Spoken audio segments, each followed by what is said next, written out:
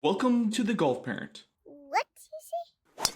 What would an ideal 1 hour practice session be set up like, and what would it look like? Okay, great. So if I put this into a very simple formula, now it's going to evolve for different players at different times a year, what they're working on. But if you just went into very simple thirds, you would have an hour, you would have 20 minutes of form, and you maybe have your form station down. So if you're doing ball striking, you have your alignment rods down for your body alignment, for your ball position, for your face angle. You might have an alignment rod and in-kind playing to work on first move, or you might be using certain training aids, as a feedback. You would film it, you would review it, or you would send it to your coach if you have the access to do that. So that would be the form part of the practice, making sure you are moving well, you're following the game plan that your coach has set out for you, whatever that is. And then very importantly, getting feedback. And feedback is key when you practice. The feedback would be, I can use training aids, I've got a feedback station here, I could film it, and I could send it to my coach for further feedback, or someone that is guiding you on that side of things. So the first part of the session is always the technical form checks, because I think if your form is good, you're more likely to see your skill be good. If your form sucks, you're probably going to see your skill suck as well. So we have to do the first bit of check your form, and then you would go then into the skill part of the practice, which would then be more randomized, different shots, different situations, playing it with the routine, playing it like it's a golf tournament, not just hitting the ball, move up, hit another ball. You would follow full process. And then finally, the last third then would be test the skill. So you've done your technical, you've done your randomized practice that looks more gamified, and then I'm going to test my skill that's going to tell me how good I am at that. And for example, that could be in a very simple terms. If I was doing short game, I might play par 18, 9 different locations, 3 easy, 3 medium, 3 hard. You've got a chip and you've got a putt, and you'd score the score for those 9 holes. A good goal score would be 21. Or you could do a proximity to the hole test, 9 different shots, different locations. You count the amount of feet for every hole, and then that would give you then a total proximity for the 9 holes, which you might want to do 80 feet for 30 yards and in. So that's what the tall players would be looking to achieve. Now, it doesn't matter what it is. It would just be something of where you are at the moment. Maybe it's 120 feet the first time you do it. Doesn't matter. But if you keep doing it, fingers crossed, you're seeing, because of the way you're practicing, you're seeing an improvement in the proximity. Or you're doing putting, you would see an improvement in that test. Or if you did a TrackMan test, etc., if you have access to launch monitors, you would be able to quantify that skill. Are you a fan of the kids journaling and kind of keeping track of how well they're doing, and doing the same type of drill so they can see that progress over time? Without a doubt. I mean, this is what I do with my clients. They have a practice plan that they follow, and this is from 6, 7 years of age. If they're at the age where they can, they're at that stage, they're obviously, further along the development stage. But certainly as they get into their teens, they have a plan that they follow, and they would then quantify that. So they can add it into an Excel, which I can view, or they might even message me, or they would write it down for themselves and send me a screenshot. Depending on the client, everyone's really different. Some are very tech savvy, some like to write it down. So it doesn't really matter, but you're bang on what you're saying. You have to write it down. You have to quantify it to see the pattern that's forming.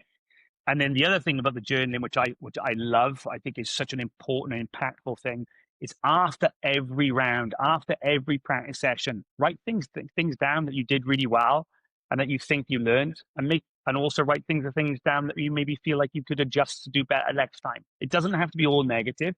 You've got to praise yourself for the positive things you do as well. But also we have to be reflective and go, hey, look, when I played really well, or when I had that great practice session, what was I doing? And when I played poorly, or I had a really poor practice session, what was I doing differently there, which would affect my performance? And that could be within the session. Okay, so what's happening within the session? You're on your phone, you're not focused, you're talking to your friends or whatever it is, and you're not really engaged in what you're doing. You're just hitting balls into a field. So that could be stuff that could be adjusted. Or it could even be in the tournament situation. What was I doing the morning of the tournament? Was I up late? Again, was I playing video games late at night? Did I have a poor breakfast? Did I not have breakfast? These are all the little things you're trying to learn from constantly and just until eventually you find your formula. And that's one of the big things we're always trying to do with our players, is to get them to understand their formula of what makes them play well. I love that, because that leads me to my, the final stage, which is, how do we help our kids become the best versions of themselves, and this is both on and off the golf course. But I like that, finding their unique formula, like something that's just for them.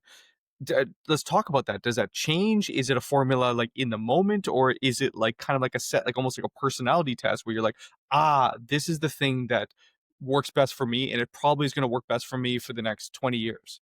Without a doubt. I mean, I think you're right. It's always evolving. By the time, hopefully, you're at the most elite level, whether that's, for example, playing D1 golf, or you're a mini tour player, or you're a PJ Tour player, or you're a major winner, whatever level that may be, you're constantly trying to learn. And I think that's the thing that the best players have at every level. They're insatiable thirst to try to know what to do better or what to do to make them perform better. So you're doing this by over a period of time. So like you said, you have to be reflective, because if you don't reflect, how are you ever going to be aware of the things that make you perform? Or how are you ever going to be aware of the things that don't make you perform?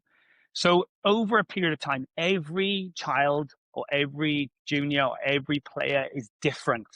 Now, if you look at the guys on tour, you will have players that are interacting with the crowd, and they're having fun, and they're bouncing around, and they're talking, and that's their style. Imagine like a Lee Trevino or Minwoo Lee or that type of character. They want to be more involved. It's the way that maybe with their nerves they cope with it. So as a characteristic, that's one way.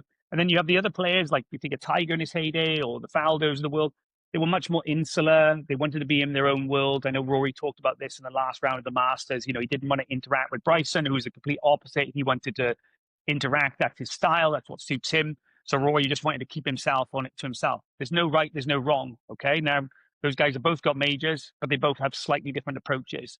Now, that's something that guaranteed in that situation, Rory made an adjustment from errors he's made in the past.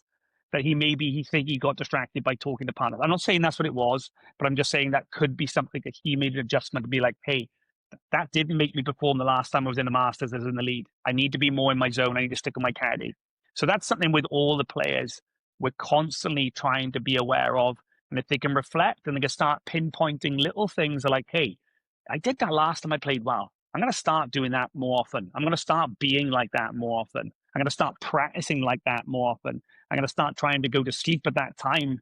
I'm going to start trying to eat that way as I go around. I'm going to start trying to react this way when things don't go right in tournaments. And then eventually it's like, that's me. That's what it looks like. Now that could be very different to the other player, but it's all about what makes the individual perform.